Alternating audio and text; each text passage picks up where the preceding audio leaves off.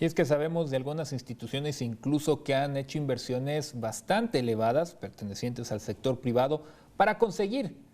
reactivar sus clases y lo hacen con un apego, insistimos, bastante severo, si se les utiliza algún calificativo, a las reglas que existen para evitar los contagios. Pero no todas pueden seguir esto, incluso cualquier descuido puede ser algo problemático, sino que catastrófico para una sola institución, si hablamos de los riesgos que existen de contagios. Para profundizar más en este tema, agradezco al profesor Marco Antonio Fernández, quien es investigador de la Escuela de Gobierno y Transformación Pública del Tecnológico de Monterrey e investigador también de México Evalúa, que nos tome esta comunicación. Le agradezco mucho y que nos pueda hablar más al respecto y entender esta perspectiva, profesor. ¿De verdad la necesidad es tan amplia, tan grande para las instituciones privadas que están incluso decididos a retomar sus clases pese a las advertencias que existen y sobre todo los riesgos que permanecen con una pandemia que todavía no se controla en México?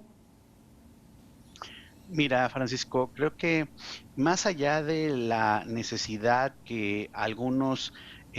pseudo representantes de las instituciones privadas de educación, de la necesidad económica, la discusión sustantiva que como país tenemos que tener es de qué manera vamos a establecer una ruta para ir poco a poco recuperando las afectaciones educativas que están teniendo lamentablemente en estos momentos un número muy importante de estudiantes en el país. ¿Qué va a ser la estrategia pedagógica para recuperar aprendizajes? ¿Cómo vamos a hacer diagnósticos que nos permitan orientar las acciones para evitar el abandono escolar?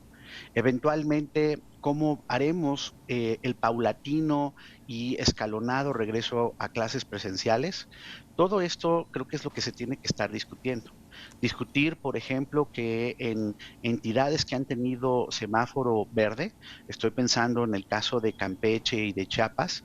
incluso en el caso específico de Campeche, pese a la vacunación de los docentes, no ha habido acción alguna por parte del gobierno de aquella entidad para hacer cumplir lo que prometió el entonces secretario de Educación, Esteban Moctezuma, que bajo este semáforo se empezaría el paulatino regreso a clases presenciales. Nada de eso ha ocurrido. Y el problema es un problema de entender en la justa dimensión todas las afectaciones que están sufriendo lamentablemente los estudiantes y que va a tomar tiempo regresar. En el mundo hay un debate en estos momentos de cómo empezar a hacer el regreso a clases. Digo, ahora que está el presidente de Argentina de visita, en aquel país, por ejemplo, en la capital, en Buenos Aires y en algunos otros distritos de aquel país, se ha comenzado el regreso presencial a las clases, otra vez, no de manera generalizada, no todos al mismo tiempo, escalonando por días, y eso incluso en circunstancias en Argentina que no se ha vacunado a todos los docentes en estos momentos. Obviamente, y es muy entendible del lado de la comunidad de los docentes y de los muchos padres de familia, que hay temor de si no se hace adecuadamente la reapertura, puede salir peor el asunto. Y aquí la evidencia internacional apunta en distintas direcciones. Recientemente el Centro de Enfermedad y Control del CDC de Estados Unidos hizo un reporte de guías sobre las cuales sugiere debe de hacerse el regreso presencial a clases. Se está acelerando en aquel país, en Estados Unidos, la vacunación de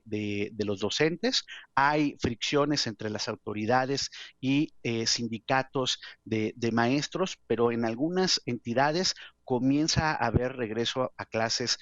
presenciales con un montón de medidas que en cualquier caso en el mundo, y México no tendría que ser la excepción, se tienen que tomar en consideración. Más allá de estas cosas visibles que pusieron en escuelas privadas, por ejemplo, de Coahuila, que si había un túnel que te echaba desinfectante, pues no. El problema es la transmisión a través de aerosoles y eso no se evita con túneles que dan falsa seguridad. Lo que se necesita respecto a las medidas logísticas es, por un lado, una ventilación muy adecuada, con una presencia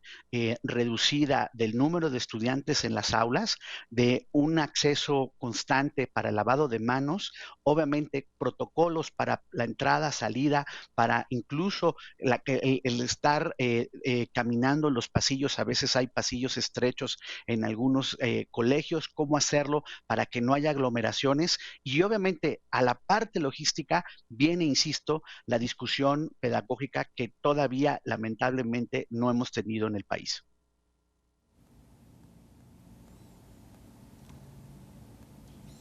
Profesor, habría que creer que ya las instituciones cuentan con un plan, o no las instituciones, digamos las secretarías de educación en las entidades y la federal, que ya tienen un plan de regreso, así sea a mediano o a largo plazo, o están todavía considerando ellos primero la vacunación y luego planear cómo hacerle, porque los puede tomar en frío, ¿no? Si no cuentan con un diseño específico. Se ha mencionado el tema de las clases escalonadas, el tema de quiénes acudirían, qué día, pero de lo que han estado mencionando, a que en realidad cuenten con un documento al menos de cómo van a regresar, podemos cuestionar.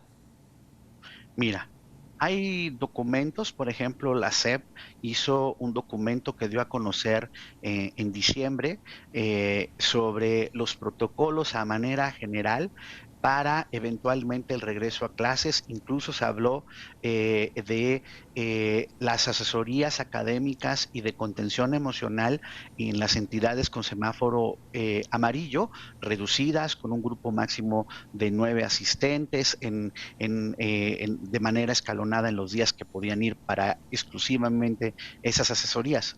El problema, Paco, es que hay un mar de distancia entre primero estos lineamientos generales y la realidad, que es muy distinta de acuerdo a las características de las diferentes escuelas en las distintas entidades del país. Y lo cierto es que pues mucho documento, incluso hay algunas entidades que han estado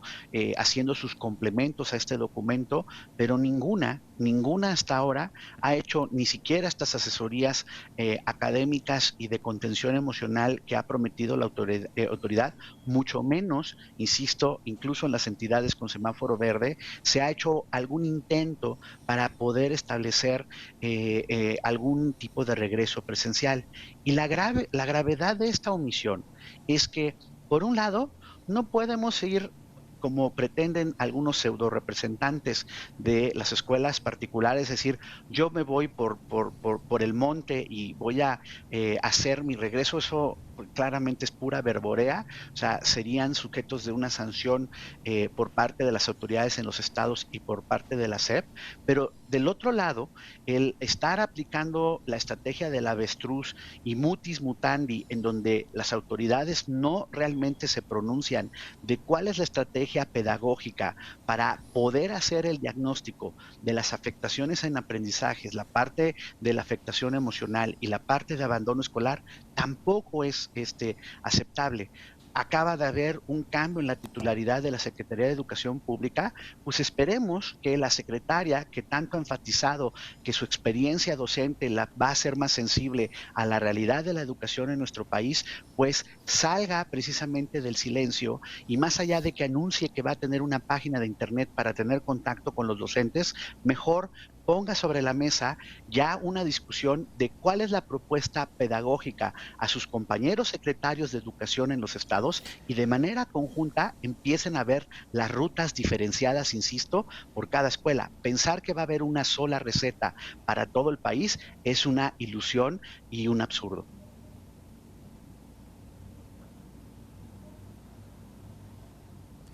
Esto también nos da pie, profesor, para hablar un poco de este aspecto, de los movimientos que hemos visto recientes en la Secretaría de Educación, pero también algo que importa bastante es el manejo del propio recurso que existe para la educación.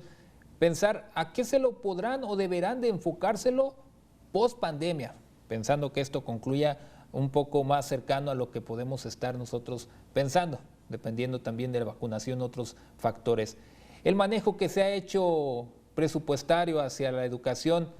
se deberá de reforzar pensando en el futuro, o lo que veíamos desde hace algunos años, cómo se iba debilitando con el recurso asignado, será otro también factor en contra que juegue cuando se intente volver a un sistema ya bastante dañado y ahora con la pandemia pues más que exhibido y doblemente afectado.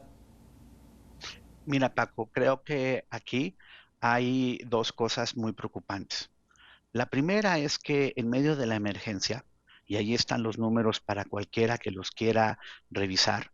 el gobierno del presidente López Obrador decidió recortar presupuestos a la educación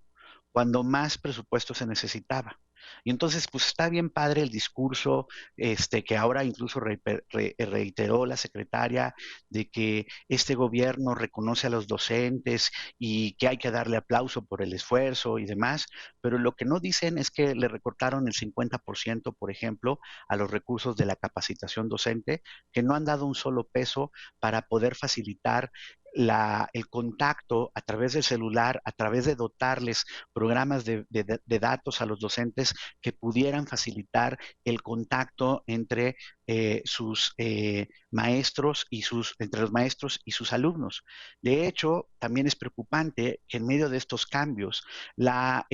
hoy nueva subsecretaria de Educación Básica, sin dar explicación alguna, decide despedir a todos los directores generales que estaban tratando de desarrollar la estrategia educativa, que tiene un montón de ámbitos de mejora, pero que pues en medio de la emergencia sí me parece cuestionable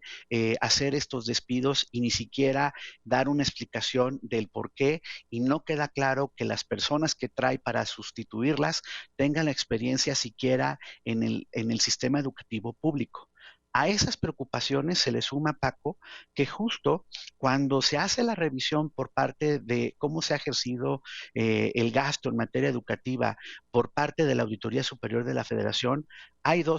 cosas aquí que, perdón que señale la lista de preocupaciones para el auditorio, pero hay que hablar con toda la verdad y tener muy claro el panorama.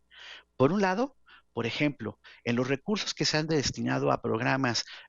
como Jóvenes Construyendo el Futuro, la auditoría encuentra una serie de anomalías, pagos a personas muertas, pagos a personas que no deberían de haber estado en el programa y demás. ¿Ok? Pero además, al mismo tiempo, otros programas que se supone el gobierno federal ha enfatizado que está destinando para mejorar la infraestructura de las escuelas de cara a la emergencia y dotarles de mejores acceso al agua y demás a través de un programa que se llama La Escuela es Nuestra, ese programa tiene serios problemas de opacidad y pues uno no entiende cómo la Auditoría Superior de la Federación decide que ese programa no lo va a revisar pese a la importancia de dicho programa en medio de la emergencia. Entonces, tenemos falta de información, tenemos falta de una estrategia pedagógica, hay un problema serio de recortes presupuestales y los recursos que quedan, no hay evidencia que se esté, de hecho, más bien hay evidencia que se están usando mal y incluso otros programas que son de preocupación y que serían nodales para poder atender la emergencia educativa, decide la autoridad encargada de poder revisarlo no hacer revisión alguna. Entonces, ustedes sumen todos los factores y a eso súmenle que hay, pareciera, una resignación social al hundimiento, insisto, del Titanic educativo y el desastre en términos para el bienestar de niñas, niños y jóvenes de este país es mayúsculo. Y no nos engañemos, podemos querer hacernos tontos, pero el costo que estas generaciones va a sufrir va a ser mayúsculo y por lo tanto también, lamentablemente, el conjunto de la sociedad.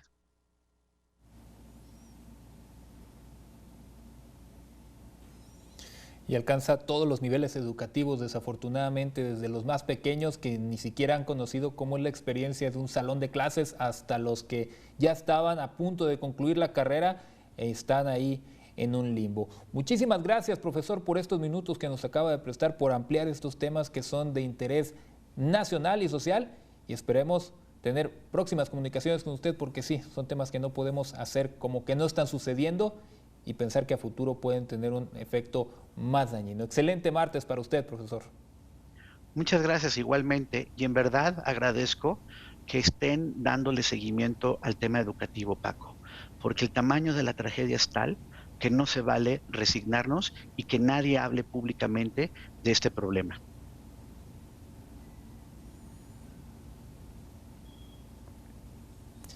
Agradecemos estas palabras y abierto este foro siempre para tocar estos temas que son lo que nos duele día con día. Muchas gracias, profesor. Nosotros tenemos más que contarle, pero antes hacemos una pausa y continuamos en Mega Noticias Informa.